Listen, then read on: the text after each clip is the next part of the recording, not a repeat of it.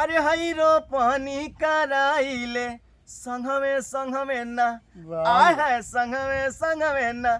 सैया रोपनी कराइले संघवे ना राजा जी रोपनी कराइले संघवे ना कहतानी कहिए से बात हमर मानिल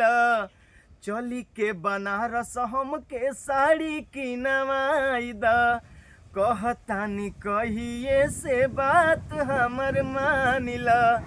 चली के बनारस हमके साड़ी किनवाई द संघवे सैया तोहर सोहनी कराइले संघवे सैया तोहरे सोहनी कराइले संघवे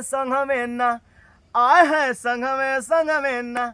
सैया रोपनी कराइले संघवे ना राजा जी रोपनी कराइले संघवे ना।